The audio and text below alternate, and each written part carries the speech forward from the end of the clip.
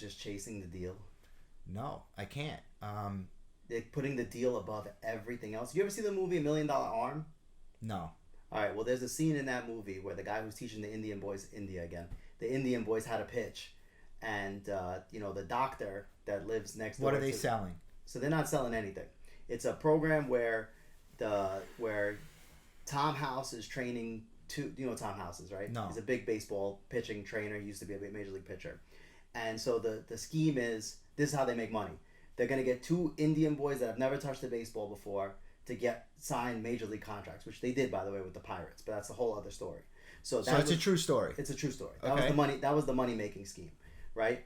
So there's one part in the movie where the lady next door, who's like kind of like trying to date the guy who's training them, says, you put the deal before everything, even before the happiness of these boys. They're little boys. They were like 18 years old, 19 years old, away from their families for the first time ever in their life in the United States with him in this like crazy mansion style house. But like they weren't interested in all of the the amenities. Right. They just missed their families, and he was really hard on them. And she's like, oh, I don't like this.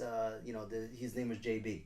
I don't like this JB that that puts the deal before everything. Can you imagine living that life of putting the deal before everything? Well, we see it all the time, right? Like we see it because we both work in a sales industry.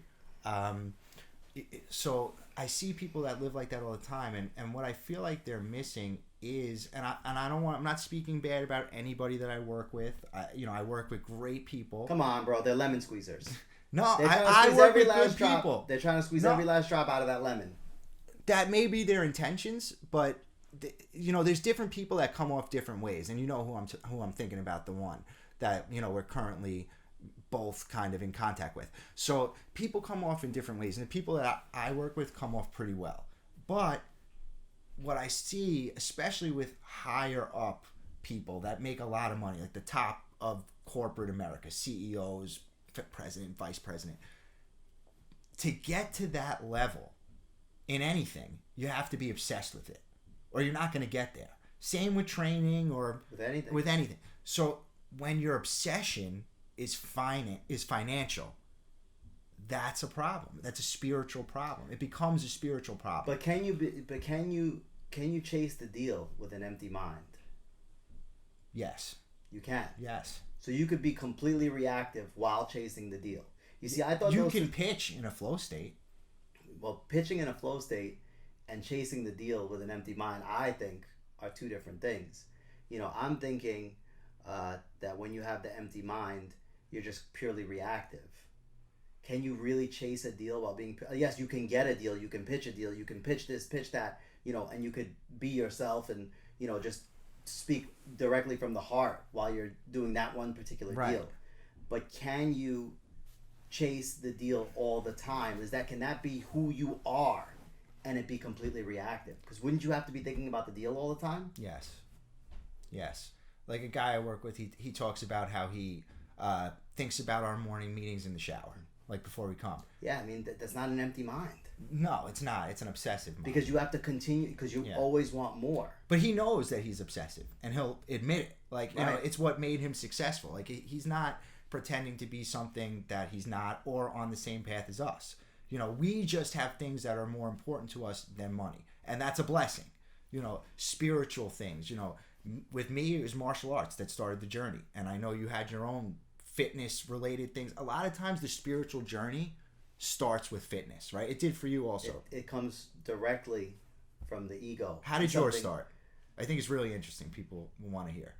I think I've told you before that it really started when I was probably around 11 or 12 years old, and I wanted to get girls. And I made it my life's work studying, and the internet was in its infancy stages at that point, but I was still able to find things like spray cologne underneath your hat, and then when you go up to the girl, take your hat off so that smart. They get the pheromones from the cologne coming out of your hat. So that if I had to pinpoint a time when my spiritual journey started, that was it. But it was completely selfish at that point. I had no idea that I was starting my spiritual journey at that point. But as I started to discover the secrets of body language, mirroring, basic basic interaction or interactive or basic, studying basic interaction brought me to the point where I was able to feel just a tad bit of empathy.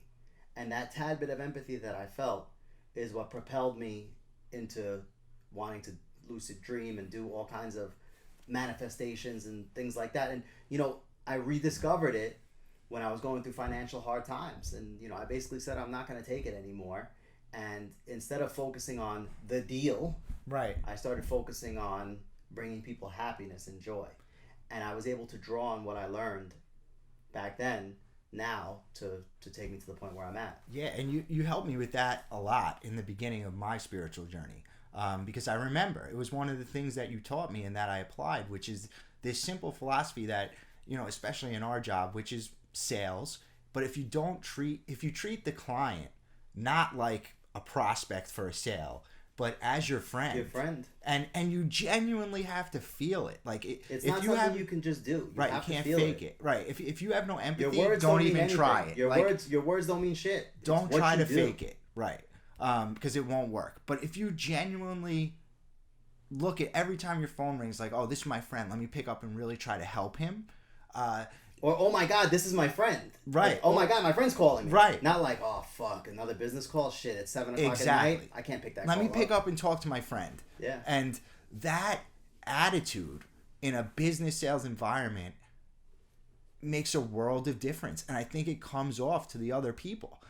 So, that was a huge thing for me in the beginning of, trying to figure out spirituality. Like, how do I do the job that I do and still maintain, but you can apply it to every single aspect of your life. And with let's say with your wife, right? I hear so many people that are like, oh, how are you, baby? What's going on, baby? With that stupid, ridiculous voice. And it's so condescending and so unnatural, and it sounds so ridiculous. And they think that they're doing a good thing for their relationship, when in reality, if they actually felt what they were saying in their heart, then their relationship would be better. Right. So you think they're just speaking in terms of endearment, but they don't mean it. Right. Right. Yeah. Right. I mean, absolutely. You have to be honest in every aspect of your life. Empty mind. Empty mind.